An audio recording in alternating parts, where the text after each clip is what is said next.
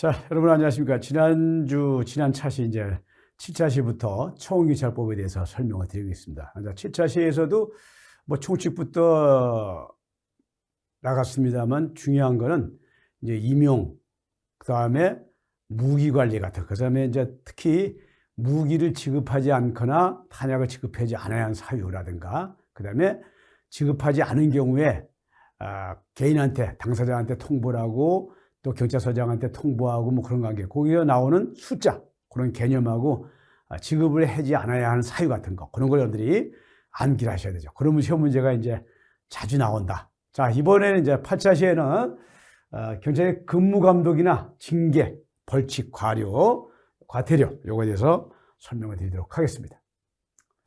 그래서 근무 요령, 청원경찰의 근무 요령이라든가 직무나 보고 방법, 그 다음에 청원경찰의 감독이나 징계 내용, 그 다음에 벌칙이나 과태료, 요 기준 같은 거를 한번 알아보고, 그래서 근무는 어떤 근무가 있는지, 그 다음에 징계는 감독은 어떻게 하고 징계 종류는 뭐가 있는지, 그 다음에 벌칙이나 과태료는 어떤 게 있는지 살펴보도록 하겠습니다.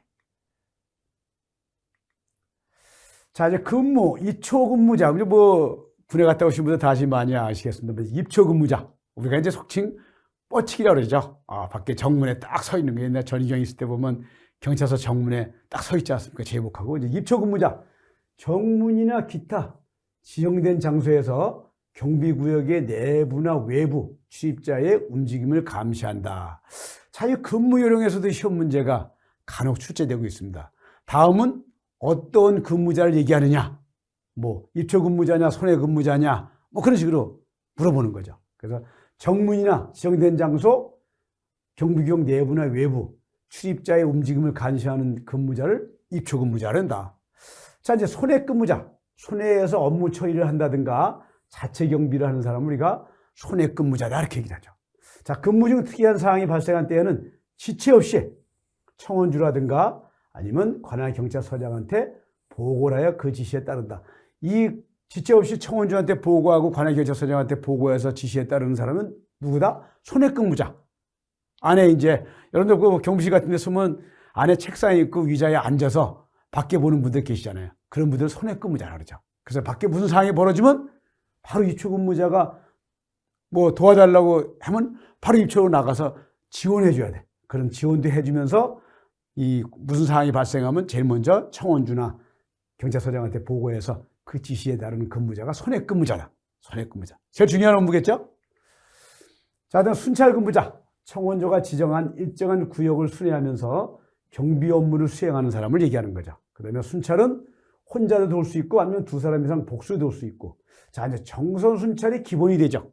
정선 순찰을 원칙으로 하지만 청원주가 필요하다고 인정할 때에는 요점 순찰, 일정한 지역만, 중요한 지점만 도는 걸 하는 거죠. 그 다음에 난선 순찰, 이런 걸 가미해서 수행할 수 있다. 누가 결정을 하죠? 경찰서장이 하는 게 아니라 청원주가 필요하다고 인정할 때는 요점이나 난선 순찰을 가미해서 할 수 있다. 그 뜻입니다.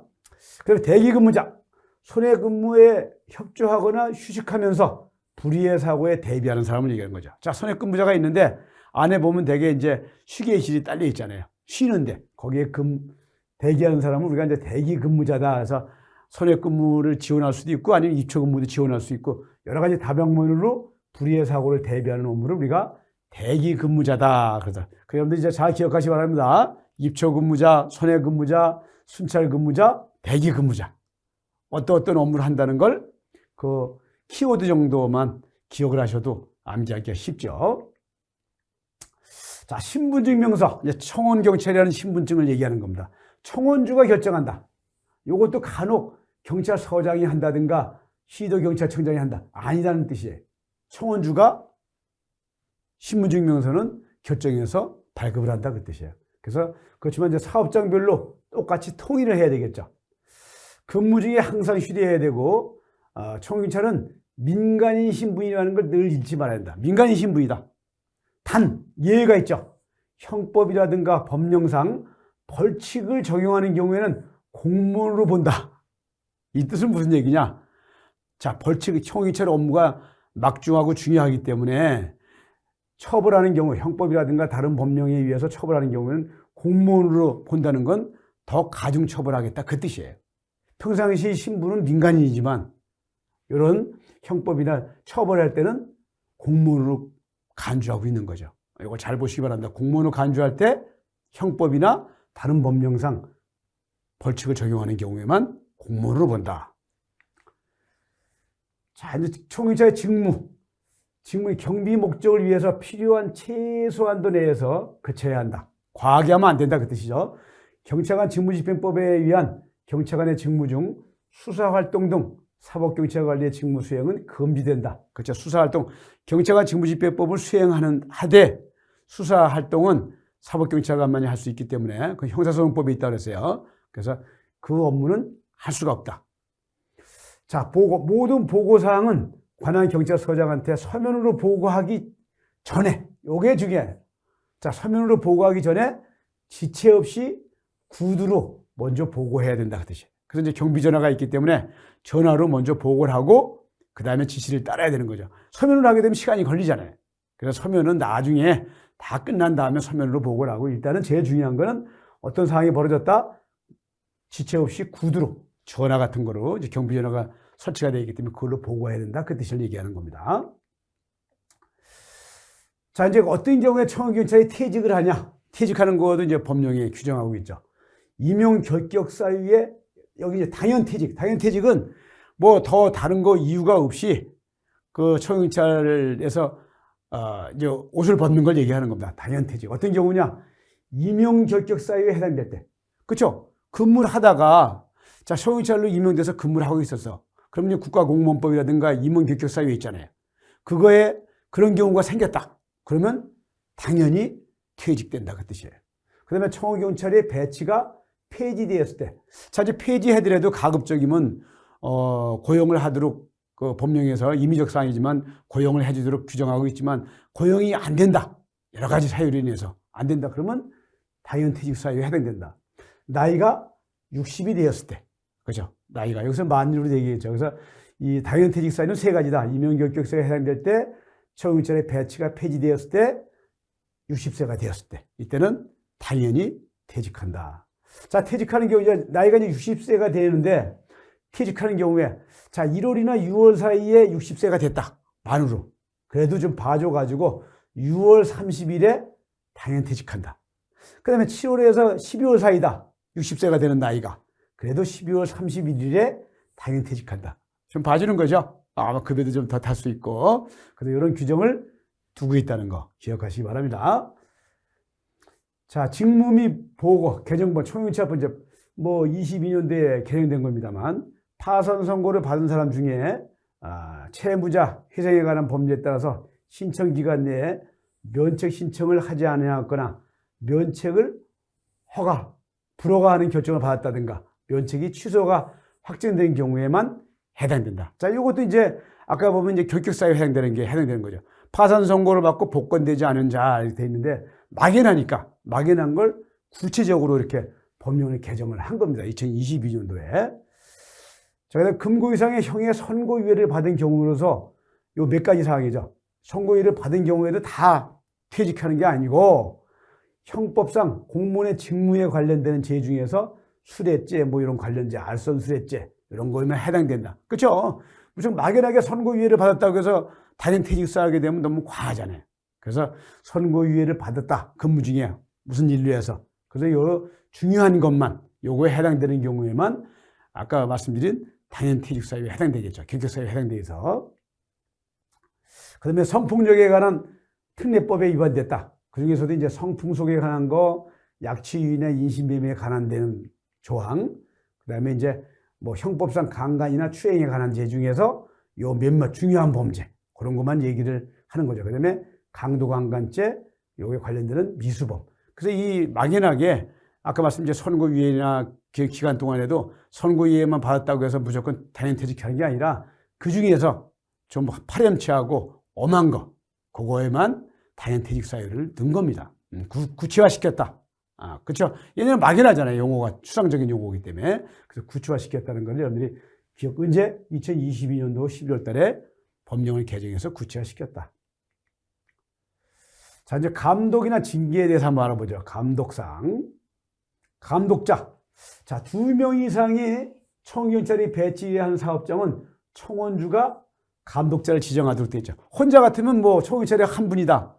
감독자가 필요 없죠. 그렇지만 청원경찰이 2명 이상이다. 그러면 청원주가 그 중에서 선임자가 누구다.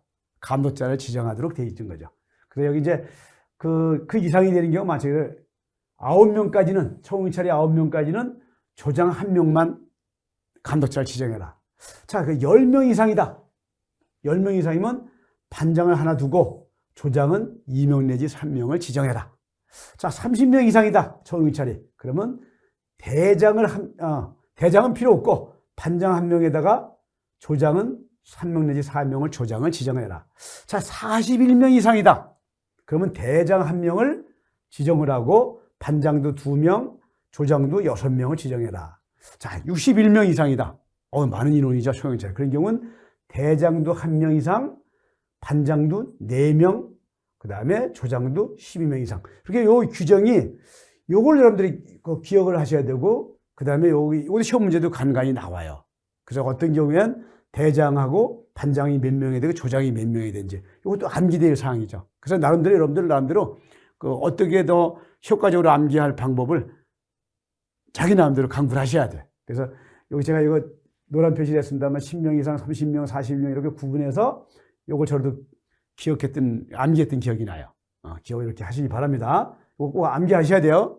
이렇게 간혹가다 시험 문제 출제되고 있다. 자, 다음 볼까요? 이제 감독 및 징계사항을 보죠. 감독에서 이제 특히 표창. 표창 받는 거 좋아하지 않습니까? 누구나 다. 여러분들도 뭐 상 준다 그러는데, 뭐 한간에는 경찰서에서는 상 준다 그래도 가기 싫다 그러지만 그건 옛날 얘기고, 표창 상 받는 건 누가 좋은 일이죠. 그래서, 자, 청원경찰 분들도 표창 규정이 있죠. 표창권자 누가 표창을 줄 수 있는 권한을 가지다? 시도경찰청장, 관할경찰서장, 청원주. 이 세 사람이 표창을 줄 수 있는 권한을 가진 사람이다. 자, 표창의 종류는 2가지다. 공적상과 우등상. 자, 공적상은 어떤 경우냐? 직무를 성실하게 수행했다. 다른 사람의 모범이 된다, 그 뜻이죠. 그런 경우에는 공적상을 수상할 수 있고, 그 다음에 우등상은 어떤 교육훈련이 있다. 교육훈련에서 교육성적이 우수했다. 이런 사람은 우등상을 할 수 있는 거죠. 여러분들 아셨죠? 이 2가지 상이 있다는 거 기억을 하시기 바랍니다. 자, 징계 종류. 자, 징계는 몇 가지가 있죠? 징계는 몇 가지가 있다? 5가지가 있죠, 5가지. 자, 징계 사유. 직무상의 의무를 위반하거나 직무를 위반했다. 아니면 태만히 한 때. 업무를 태만히 할 때 얘기하는 겁니다. 태만히. 그래서 품위를 손상했다. 뭐 품위를 손상하는 건 여러 가지가 있습니다. 공무원들도 품위 손상이 많이 있는데 어떤 경우냐면은 예를 뭐 음주운전을 했다. 뭐 술 먹고 시비가 돼가 문제가 됐다. 그거 전부 다 넓은 개념의 품위 손상에 들어가요. 그런 경우에도 징계 사유에 해당이 된다. 그 다음에 징계 요청은 관할경찰서장이 청원주한테 요청해야 된다. 청원주가 직접 징계하는 경우도 있지만은 관할경찰서장도 감독자이기 때문에 감독을 하다가 그게 적발이 됐다든가 아니면 다른 데서 통보를 받았다든가 그런 문제가 있다고 그러면 청원주한테 관할경찰서장이 징계를 하라고 요청을 청원주한테 할 수 있다 그 뜻이죠. 자, 징계의 종류는 5가지라고 했어요. 파면, 해임, 정직, 감봉, 견책. 자, 파면은 글자 그대로 신분을 박탈하는 겁니다. 가장 중요한 거예요. 공무원 징계는 뭐 6가지가 있습니다만 파면이 제일 중요한 거죠. 그 신분을 박탈하는 겁니다. 그래서 연금에 해당되는 분들도 연금이 해당이 안 돼요, 파면. 그래서 이게 가장 중요한 징계에 해당된다. 해임은 바로 파면 미치지만 신분은 박탈하긴 하되 관련되는 뭐 연금이라든가 퇴직금이라든가 그거는 아무 지장 없습니다. 그걸 이제 우리가 그거 보고 해임이 다르죠. 대부분이 뭐 약간 좀 선처해 준다 그러면 파면의 사항을 해임으로 해준다. 그거 선처해 주는 거죠. 근데 급여라든가 관련되는 돈을 일체 다 지급을 하기 때문에. 그래서 이제 파면과 해임은 신분은 박탈된다는 거, 신분은 박탈된다는 거 여러분들 기억하시기 바랍니다. 신분은 박탈된다. 자, 이제 정직. 정직은 1개월 이상 3개월 이하의 범위 내에서 정직을 하게 되어 있는데 보수의 3분의 1을 삭감을 한다. 보수의 3분의 1을 삭감한다. 자, 청구경찰의 신분은 그대로 유지한다. 여기 파면하고 해임은 옷을 벗는 거지만 정직은 옷을 벗지 않는다 그 뜻이에요. 그래서 단지 1개월 이상 3개월 이하 범위 내에서 정해가지고 3분의 2 봉급만 줄이는 거죠. 보수만 삭감을 하는 걸 우리가 정직이다. 그렇지만 이제 신분은 유지하지만 직무에는 종사하지 못한다. 정직기간은 대개 이제 집에서 쉽니다. 정직기간은 안 나옵니다. 대개 안 나오죠. 그 다음에 정직 밑에 이제 감봉. 1개월 이상 3개월 이하 보수의 3분의 1을 삭감한다. 자, 정직은 보수의 3분의 2를 삭감한다는데 감봉은 보수의 3분의 1. 조금 정직보다는 한 단계 낮은 징계다 이렇게 생각하시면 돼. 그래서 여러분들이 기억하실 때 보수의 몇 분의 몇이냐 이런 걸 여러분들이 기억을 하시고 그 다음에 파면이나 해임은 신분을 박탈한다는 거. 그 정도만 기억하시면 되죠. 그 다음에 견책. 제일 가벼운 거죠. 가벼운 징계. 전과에 대한 건 뭐냐? 내가 잘못한 점에 대해서 훈계하고 회개한다.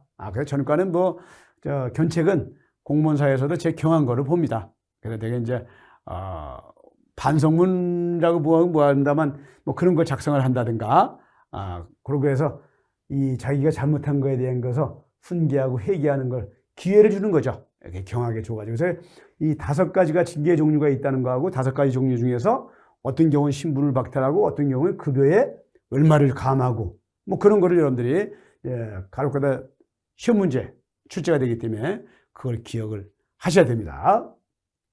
5가지라는 거 아셨죠? 5가지. 일반 공무원은 6가지예요. 뭐가 있냐면 강등이라고 있습니다. 강등. 그래서 파면, 해임, 강등.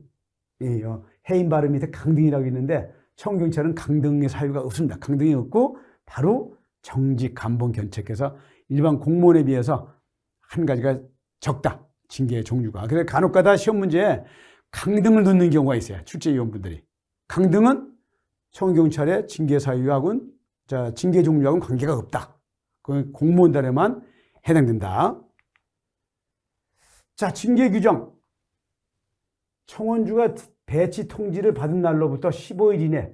자, 배치 통지는 이제 보러 임용하기 전에 얘기하는 거죠. 그래서 배치 통지를 받다. 이제 처음에 청원주가 우리나라, 자, 예를 들어서 우리 청원기차를 배치하겠습니다. 근데 시도교육청장한테 배치 통보를 신청을 하죠. 그러면 이제 배치하세요. 시도교육청장이 통보를 했어. 그러면 통보를 받은 이 배치 통지, 이 통지입니다. 통지, 5자인데.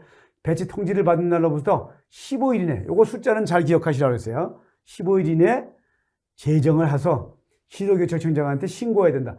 자, 어떤 경우에 징계를 한다는 거를 아까 말씀드린 징계 규정을 만들으라 그 뜻이에요. 징계 규정을 만들어서 징계 규정 만든 내용을 시도교육청장한테 15일 이내에 신고를 하도록 규정을 하고 있다. 자, 징계 규정 보완이 필요할 때는 시도교육청장이 청원주에게 요구할 수 있다. 만약에 징계 규정을 왔는데 보니까 너무 과하도 문제지만 너무 경해. 그러니까 일반적으로 우리가 봐주는 식으로 징계도 아니고 좀 약간 소극적이다. 그러면 징계 규정을 보완하라고 얘기할 수가 있습니다. 누구한테? 청원주한테.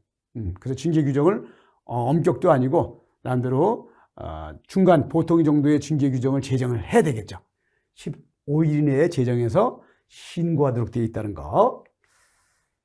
자, 그다음에 이제 면직, 징계나 면직 사유는, 근데 아까 당연퇴직 사유가 아니고 이제 면직 사유죠. 어떤 경우냐? 형 선고를 받았다. 형을 받았다. 형벌을 받았다. 그 뜻이죠. 그 다음에 징계처분을 받았다. 아니면 신체상이나 정신상의 이유로 해서 직무를 감당하지 못할 때는 면직 사유가 된다. 그때는 이제 면직 사유는 뭐냐? 일반 청원주 입장에서 그 사람 보고, 자, 이런 일을 인해서 당신이 이제 근무를 할 수 없습니다. 당연퇴직 사유는 아니지만 그만 직무를 하지 마세요. 집으로 돌려보내는 거죠. 근무를 안 시키는 거죠. 그러니까 한마디로 얘기하면 집으로 보내는 거다. 그렇게. 어떤 경우 형의 선고를 받았다, 징계 처분을 받았다, 신체상, 정신상의 이유로 직무를 감당하지 못할 때. 이 두 가지가 지금 자주 나오는데 신체상, 정신상의 이유입니다. 그래서 뭐 징계 처분 받았다. 그래서 뭐 정직이나 감봉이나 견책은 상관없지만 파면이나 해임을 받았다. 그러면 당연히 면직 쌓이고 집으로 보내야 되잖아요. 이런 걸 기억하시고. 그 다음에 면직 보고. 만약에 면직을 시켰다. 청경찰을. 그러면 청원주는 관할경찰서장을 경유해서 시도경찰청장한테 면직한 사항을 보고하도록 돼 있다. 그 대신 중간에 관할경찰서장을 경유하도록 돼 있다. 그 뜻이죠. 자, 이제 벌칙이나 이제 과태료, 경비업법에서는 벌칙이나 그런 과태료 사항이 복잡해요. 그래서 3천만 원 이하의 과태료 과하는 경우, 500만 원 이하의 과태료 나는 거 경비업법에는 이렇게 여러 가지 사항 많잖아요. 그렇지만 청원경찰에서는 조금 좀 단순하다. 그래서 여러분들이 암기하기가 좀 쉽다는 걸 자꾸 얘기해 드리는 겁니다. 자, 벌칙을 보죠. 벌칙. 직권남용의 금지. 자, 왜 직권남용의 금지냐? 경찰관 직무집행법을 수행한다 그랬어요. 청원경찰법에. 그렇기 때문에 경찰관이 할 수 있는 권한을 다 행사할 수 있기 때문에 직권을 남용하는 경우에는 형사처벌 규정을 두고 있는 겁니다. 그래서 직무를 수행함에 있어서 직권을 남용해서 국민한테 해를 끼친 경우, 이거 이제 우리가 보고 직권남용이다 이렇게 얘기하죠. 그래서 이런 경우엔 6월 이하의 징역이나 금고에 처한다. 6월 이하입니다. 뭐 중요한 건 아니죠. 크게. 뭐 직권남용하는 경우가 있어서는 안 되겠습니다만 만약 그런 행위가 있다. 그러면은 6월 이하의 징역이나 금고. 징역하고 금고하고 틀린 점 아시죠? 징역은 교도소에 가되 노역을 하는 걸 징역이라고. 금고는 교도소에 가되 노역을 부과하지 않는 걸 금고형이다 이렇게 부르죠. 그래서 징역이나 금고를 처할 수 있다. 자, 청원경찰의 업무 종사자. 형법이나 기타 법령에 의한 벌칙을 적용할 때는 공무원으로 간주한다 그랬어요. 평상시에는 신분은 뭐죠? 민간인 신분이라고 했어요. 민간인 신분인데 만약에 형법에 의해서 아니면 다른 법령에 의해서 벌칙을 가하는 경우에는 공무원으로 해서 처벌을 가중하겠다 그 뜻이에요. 처벌을. 왜? 청경찰이 가지고 있는 권한이라든가 그게 일반 경찰하고 준하기 때문에 이런 벌칙 규정을 별도로 법령에서 규정을 하고 있는 겁니다. 평상시에는 민간인 신분이라는 거. 민간인 신분이라는 거. 그리고 이것도 시험 문제 어떻게 청경찰에서 자주 출제된다고 볼 수 있어요. 그래서 어떨 땐 공무원으로 보고 어떨 땐 민간인이냐. 평상시에는 신분은 뭐냐. 뭐 그렇게 물어볼 수도 있어요. 평상시에는 뭐라 그랬어요? 민간인 신분이다. 그렇지만 형법이라든가 법령에 의해서 벌칙을 가하는 경우에는 공무원으로 간주하기 때문에 다른 얘기를 하면 그만큼 그 권한이라든가 업무의 중요성에 봐서 더 중하게 처벌하겠다. 그 뜻이라고 그랬어요. 자, 청원경찰의 신분.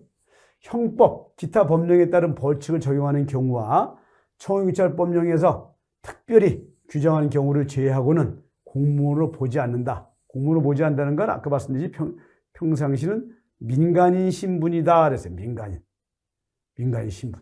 민간인 신분. 그래서 이 근무 중에는 그 시설 내에서는 경찰관 직무집행법을 수행을 하지만은 그 수행을 하더라도 평상시 신분은 민간이다. 이거 저도 자꾸 강조드리는 이유가 시험 문제 내기 좋잖아요. 청원 경찰이니까 준 공무원 아니야? 준 경찰 아니야? 그러면 민간으로 보지 않고 경찰로 본다? 공무원으로 본다? 그렇게 생각할 수 있잖아요. 아니다. 민간인 신분이다. 평상시에는. 자, 이제 배상 책임이라는 게 있죠. 배상 책임. 청원경찰, 국가기관이나 지방자치단체에 근무하는 청원경찰을 제외하고, 자, 제외한다는 거. 요 간혹가다 시험 문제, 현장에서 시험 문제 풀 때는 긴장하잖아요. 그래서 앞에만 보고 답을 고르는 경우가 있어요. 그럼 실수하는 경우가 있죠. 여기 있죠. 국가기관 또는 지방자치단체에 근무하는 청원경찰이냐 아니면 기타 시설에 근무하는 청원경찰이냐. 그거를 구분을 잘 하셔야 돼요.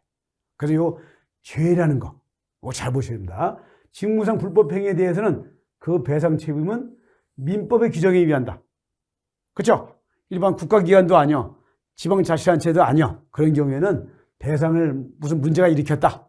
손해를 입혔다. 그러면 민법의 규정을 따른다 그 뜻이에요. 자, 쟁의행위의 금지. 그러면 국가기관이나 지방자치단체에 근무하는 청유차 같은 건 민법이 아니죠. 국가배상법에 적용입니다. 그러면 여기서 이제 나올지 모르겠습니다만 국가기관이나 지방자치단체에 근무하는 청경이다. 상대방한테 아니면 제3자한테 피해를 입었다. 그럼 배상해줘야 되잖아요. 그럼 어떤 규정? 국가배상법. 국가배상법입니다. 국가배상법이고 그 다음에 국가기관이나 지방자치단체 이외에 시설이나 건물에 근무하는 사람이 상대방이나 제3자한테 손해를 입혔다. 민법의 손해배상 규정을 준용한다. 그 뜻이에요. 요 구분을 잘 하셔야 돼요. 제외라는 거. 자, 쟁의의 금지. 청경찰은 파업이나 태업 또는 그 밖의 업무에 정상적인 운영을 방해하는 일체의 쟁의행위를 하여서는 안 된다.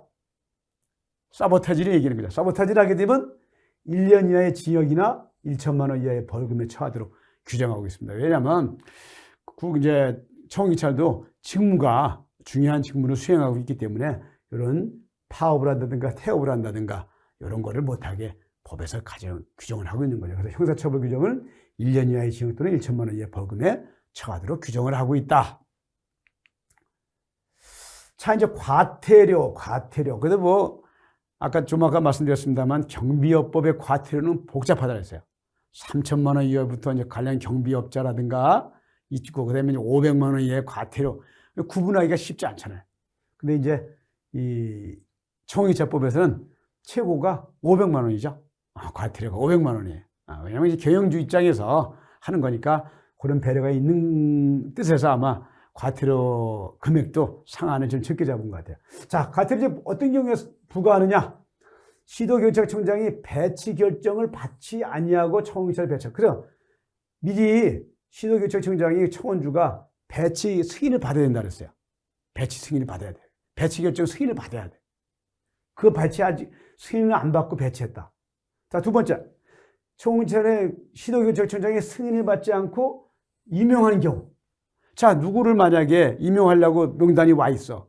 근데 시도경찰청장한테 이런 아무개를 청유찰로 임용해서 근무에 당하겠습니다. 이렇게 승인을 받아야 되는데 승인을 받지 않고 바로 임용해가지고 근무시켰다. 그런 경우는 과태료 대상이다. 세 번째, 경찰청장이 고시한 최저 부담 기준액 이상의 보수를 지급하지 않는 경우. 자, 경찰청장이 매년 12월 달에 지정 고시하도록 돼 있다고 했어요. 자, 그런 경우에 최저 부담 기준액을 거기다 고시를 합니다. 근데 그 이상의 보수를 지급해야 되는데 그 이하, 요 시험 문제 자주 나오는 겁니다. 이하라는 말 써요.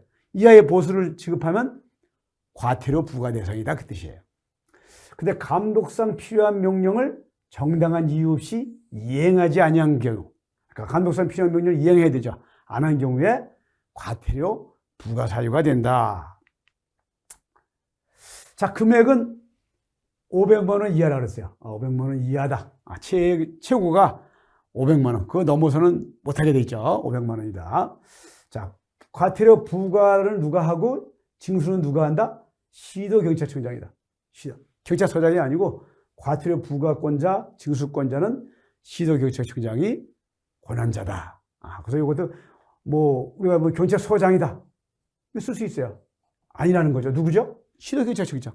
시도경찰청장이 과태료를 부과하고 징수할 수 있는 권한을 가지고 있다. 자, 과태료를 이제 늘리고 줄이고 증감하고 누가 할 수 있냐? 시도경찰청장은 위반 행위의 동기, 내용, 위반 정도를 고려해서 50%, 100분의 50 범위 내에서 금액을 줄일 수도 있고 늘릴 수 있다. 그렇죠? 재량 행위를 준 겁니다. 재량. 시도경찰청장한테 무조건 500만 원 과하지 말고 이 금액을 줄일 수도 있고 늘릴 수 있다. 늘리는 경우에도 과태료 금액 상한액은 500만 원을 넘으면 안 된다. 그래서 경영주한테 그만큼 배려하는 거죠. 500만 원을 넘어서는 안 된다는 걸 이렇게 명시를 하고 있는 겁니다. 자, 위반행위 보죠. 과태료 부과하는 거. 경찰청장이 배치 결정을 받지 않고 청유찰을 배치한 경우. 자, 이거 두 가지로 나눴어요. 국가중요시설 같은 경우는 중요하기 때문에 500만 원이고 국가중요시설이 아니야. 그러면 그 이외에 국가중요시설 이외의 시설인 경우에 좀 경하잖아요. 그런 경우에는 400만 원이다. 요게 이제 시험 문제에 자주 나옵니다. 400만 원. 국가 중요시설 같은 경우에 배치 결정을 안 받고 배치했다? 500만 원이지만 국가 중요시설이 아닌 시설 같은 데 배치했다? 400만 원이다. 그 다음에 경찰청장의 승인을 받지 않고 임용을 했다. 이것도 임용 결격 사유에 해당되는 사람을 만약에 임용했다. 500만 원이다. 그렇지만 여기 결격 사유에 해당되지 않는 사람을 임용했다. 그건 300만 원만 부과하는 겁니다. 그래서 이게 중요성에 따라서 차등을 두고 있다는 걸 기억하시기 바랍니다. 중요사항에 따라서. 그런데 정당한 사유 없이 경찰청장이 고시한 최저 부담의 기준액 이상의 보수를 지급하지 않았다.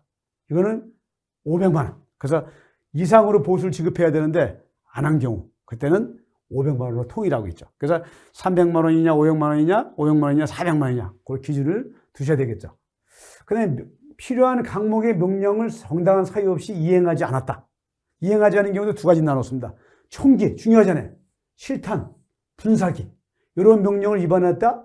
500만 원이다. 중하기 때문에. 근데 이거 이외에 다른 명령에 위반했다. 300만 원이다.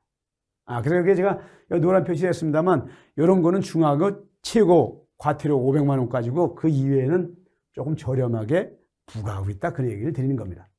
여러분들 아셨죠? 뭐 과태료까지 청유찰 사항은 다 끝났습니다만 여러분들이 이제 암기하기에 조금 경비법보다는 좀 가지수도 적고 좀 암기하는 것도 좀 나았죠.